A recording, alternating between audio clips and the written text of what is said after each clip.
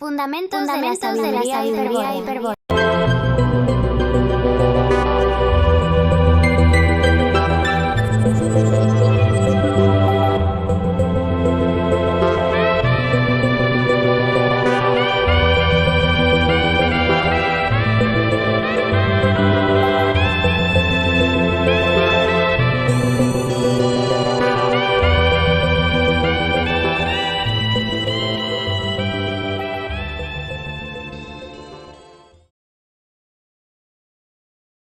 El objetivo microcósmico de la finalidad requiere de la metempsicosis. De acuerdo con lo visto en el artículo, podemos afirmar que el cuerpo del Pasú es un microcosmos potencial que tiende a actualizarse plenamente en la entelequia humana. Mientras progresa hacia esa perfección, el microcosmos participa del tiempo trascendente del macrocosmos, en el cual se sincronizan todos sus movimientos internos. Por eso el objetivo de la evolución, la autonomía óntica, exige la sustitución del tiempo trascendente por un tiempo propio del microcosmos, un tiempo inmanente a cuyo flujo se ordenen y realicen los procesos interiores. Este objetivo, naturalmente, no es otro que el objetivo microcósmico de la finalidad, el cual se propone desarrollar un sujeto histórico o conciencia cuya nota principal es, justamente, la temporalidad inmanente. En el artículo F se estudiará en detalle la relación entre tiempo trascendente y tiempo inmanente. Aquí nos interesa dejar en claro que el objetivo microcósmico solo puede ser alcanzado con el concurso de la metempsicosis. El demiurgo, en efecto, no puede permitir que el progreso evolutivo se interrumpa por la disolución orgoínica del microcosmos, esto es, por la muerte del Pasú. En realidad el ciclo de vida del microcosmos depende solo del tiempo trascendente. Mientras exista la participación habrá fatalmente una disolución formal, como ocurre con todo ente orgánico. Pero si el microcosmos actualiza su potencialidad y se individualiza, es decir, se independiza temporalmente del macrocosmos, entonces podrá escapar a la disolución, a la muerte, porque los procesos internos quedarán detenidos para el tiempo trascendente. El objetivo microcósmico asegura, así, que en algún momento de la evolución se alcanzará la inmortalidad del cuerpo material. Ahora bien, en tanto ese momento llega puede perderse, con la muerte y disolución del microcosmos, el progreso individual obtenido en la construcción del esquema de sí mismo. Respuesta: todo esquema de sí mismo queda impreso en el alma, durante la vida del microcosmos, de tal modo que al desencarnar, tras la desintegración orgánica, lo conserva con carácter permanente. Vale decir, el esquema de sí mismo, que es parte del alma del Pasú, sobrevive a la disolución del microcosmos para mejor cumplimiento del objetivo microcósmico. Estamos pues ante una evidente paradoja. Sin embargo, tal paradoja pierde consistencia si miramos las cosas desde el punto de vista del demiurgo, que es quien ha determinado el modo en que se debe cumplir la finalidad. Con esa perspectiva, hay que comenzar por admitir que lo que interesa, en primer lugar, es el objetivo macrocósmico, la producción de cultura. Este objetivo es sociocultural y tiene por fin preservar el sentido puesto en los entes por los miembros particulares de la comunidad cultural. Una cultura es el sostén comunitario de los objetos culturales, es decir, de los entes signados por la expresión humana. Una cultura, demiúrgicamente entendida, es, pues, una macroexpresión de la evolución colectiva alcanzada por la comunidad. Los objetos culturales son proyectos que demuestran el grado de evolución alcanzado porque son medida de la inteligencia de los proyectistas. Recordemos que el placer del demiurgo está en el descubrimiento posterior de la obra, tarea que ha sido reservada al hombre. Los objetos culturales son, justamente, la afirmación del designio descubierto en los entes, vale decir, un bien supremo. Para el demiurgo, entonces, el bien radica en el cumplimiento de las condiciones del desarrollo cultural de una comunidad, es decir, en que ese desarrollo no se detenga en ningún momento, en que crezca y transforme la realidad indiferenciada de los entes universales en una superestructura de objetos culturales. Las condiciones del desarrollo cultural de una comunidad dependen, naturalmente, de la evolución particular de sus miembros, que son quienes ponen el sentido en los entes. Es por estas condiciones que la finalidad del Pasú, aparte del objetivo macrocósmico general, supone un objetivo microcósmico particular, la evolución de un sujeto individual que procure la autonomía del microcosmos y, obtenida esta, otorgue máximo sentido a la obra del demiurgo.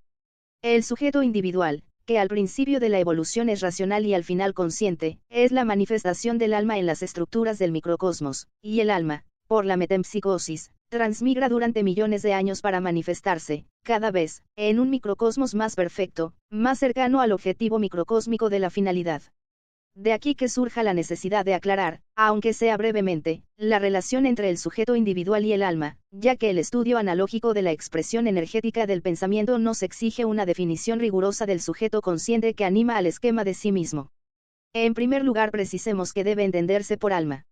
El Pasu, como todo ente orgánico que evoluciona, es la manifestación de un arquetipo universal y de una mónada. La mónada es el soporte del organismo individual, que evoluciona conforme al arquetipo universal. Pero la mónada no desciende jamás al plano material, sino que permanece en el plano arquetípico desde donde es proyectada por el aspecto voluntad del demiurgo hacia el plano material. Durante la vida del Pasu, la mónada sostiene el cuerpo material y evoluciona con este, o, con otras palabras, la manifestación de la mónada en el plano material es el microcosmo S.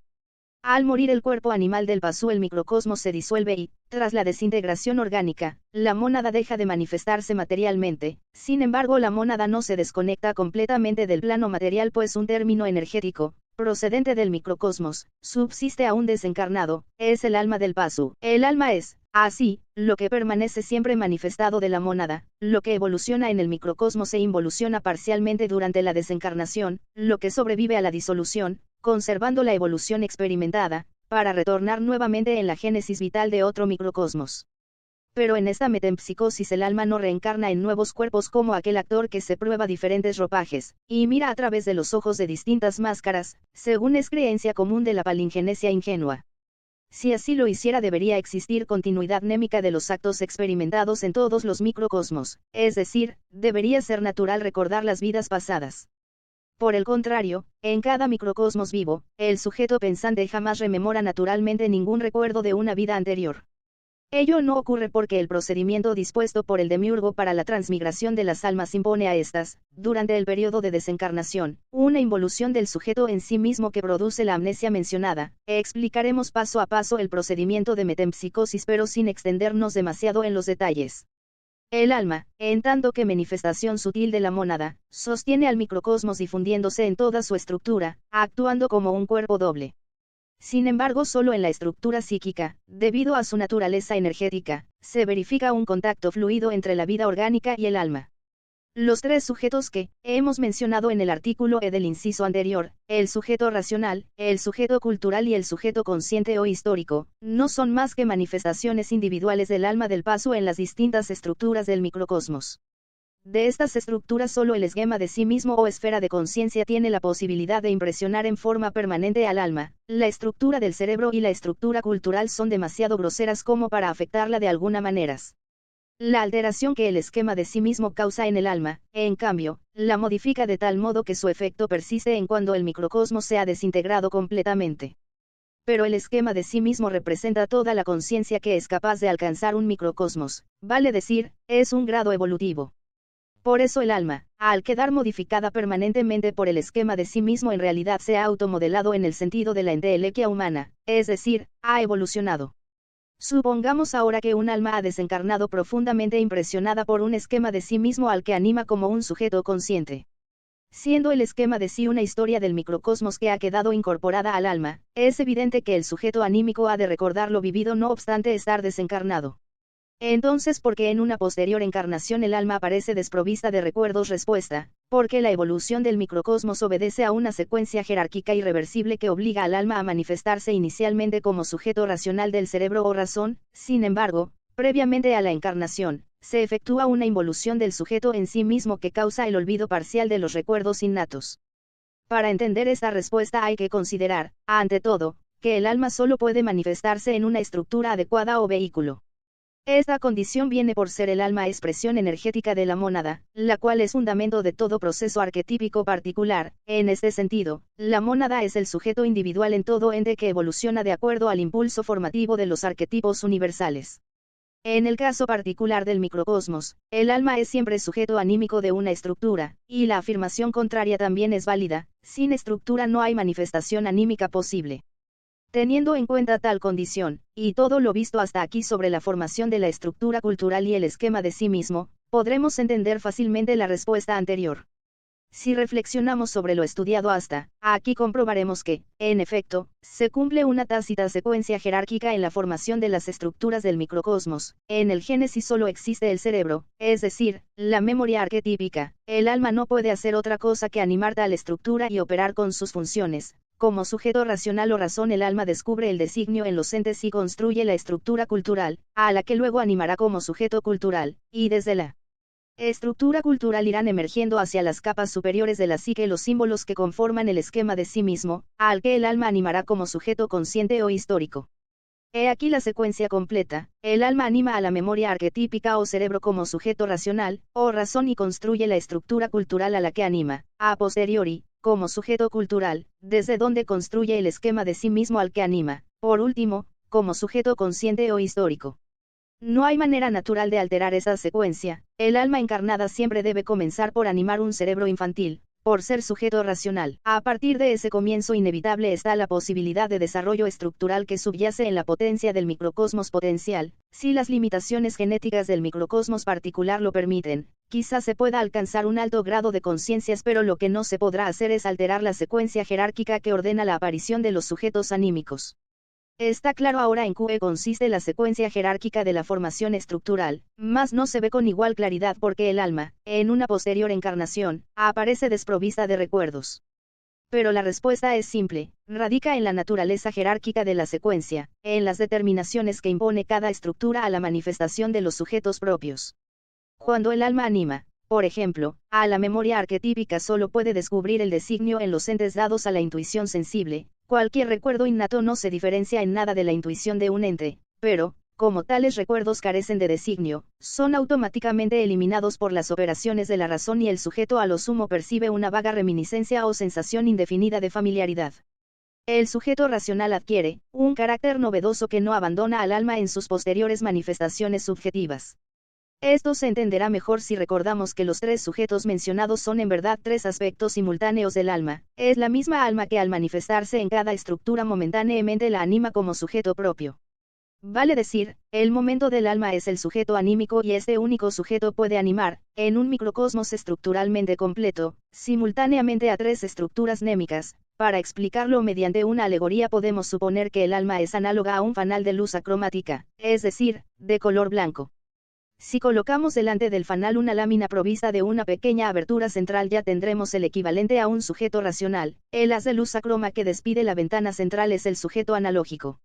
Interceptemos ahora el haz con un filtro que sustraiga un color, por ejemplo el azul. Para una luz blanca de 500 μ, según las leyes de la óptica, el filtro azul solo dejará pasar el 69% y eliminará el 31%. Pues bien, ese haz transmitido por el filtro azul, considerablemente reducido, es análogo al sujeto cultural. Mantengamos el filtro azul e interceptemos el haz transmitiendo nuevamente, ahora con un filtro amarillo, del 69% de luz que penetra al filtro. Este sustraerá una parte y transmitirá el 58%, es decir, el 40% de la luz original. El haz resultante, de matiz verde, es análogo al sujeto consciente. Consideremos el experimento alegórico completo. El fanal es el alma que se derrama en todas direcciones en forma de luz blanca. Al colocar una lámina que solo deja pasar un haz, efectuamos una operación análoga a la encarnación del alma. El haz es la misma alma fanal convertida ahora en sujeto racional. Comienza aquí la secuencia jerárquica. El filtro azul es análogo a la memoria arquetípica o cerebro. Solo una parte filtrada del sujeto haz llegará hasta la estructura cultural para animarla. Este sujeto cultural debe animar la estructura cultural, representada por el filtro amarillo, y trascenderla para constituirse en sujeto consciente. El haz, reducido en más de la mitad de la luz original, que atraviesa el filtro amarillo, es análogo al sujeto consciente. Ver figura 26. Esta alegoría nos muestra claramente que el alma y el sujeto son una y la misma cosa y que, en el microcosmos, hay un solo sujeto que se manifiesta simultáneamente en tres lugares o estructuras diferentes. Si un recuerdo innato irrumpiese por casualidad en el sujeto racional, sería eliminado en la misma forma que el filtro rojo sustrae tal color de haz de luz. Decimos por casualidad porque, según se declaró previamente a la encarnación, el alma ha sido inducida a olvidar los recuerdos innatos, es decir, a no tener presente, durante toda la encarnación, los antiguos esquemas de sí mismo, las historias vividas en otros microcosmos.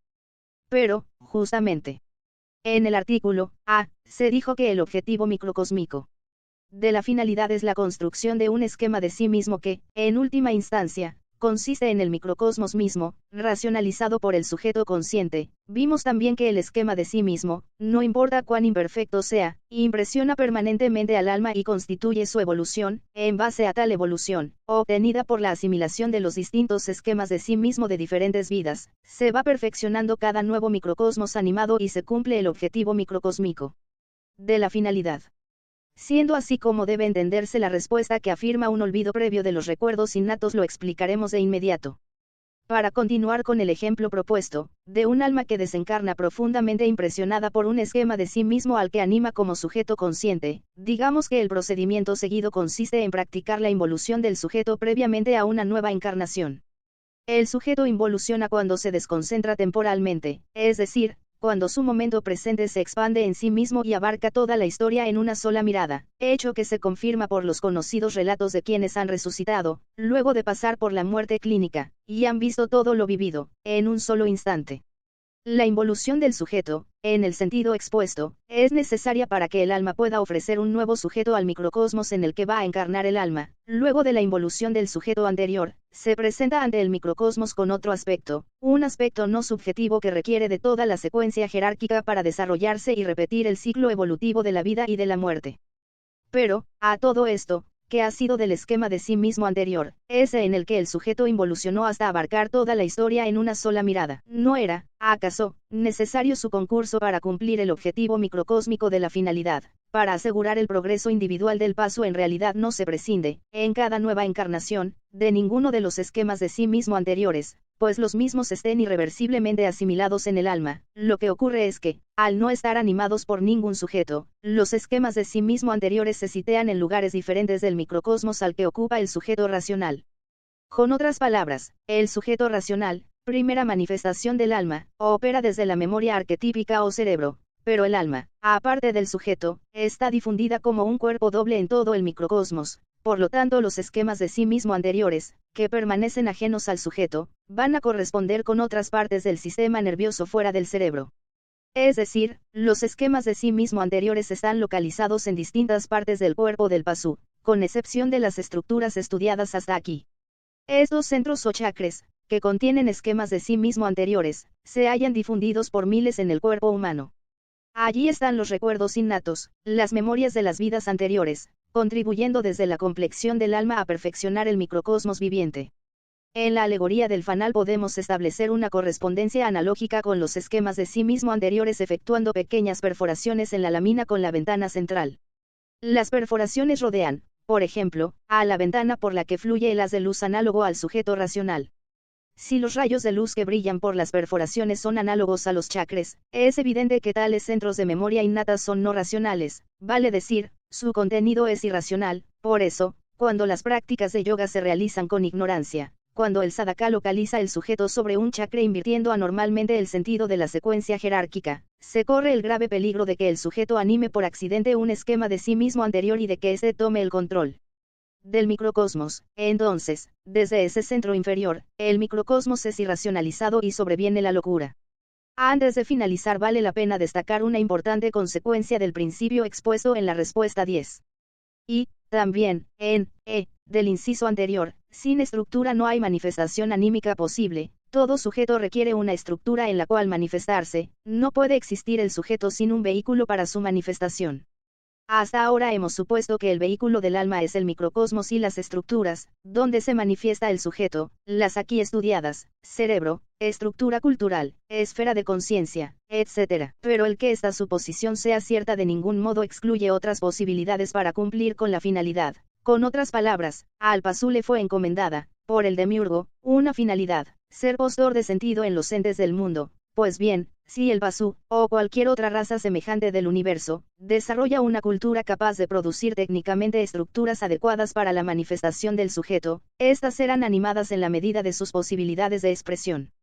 Esto significa que, en tanto se cumplan los pasos de descubrir el designio y proyectar el sentido, cualquier cultura científico-tecnológica tendrá la posibilidad de construir androides con alma, sí, con verdadera alma transmigrante y evolutiva, Para ello solo hace falta que el androide posea un símil de la memoria arquetípica, es decir, una memoria programada con una colección de signos de entes autoprogramables con información de entes del mundo percibida por medio de sensores, y que un procesador electrónico efectúe las operaciones lógicas de comparación e interpretación, cuando el androide adecue su comportamiento en función de la información percibida, es decir, cuando exprese una conducta sin dudas estará animado por un egregor o, si el androide es lo suficientemente perfecto, por un alma individual.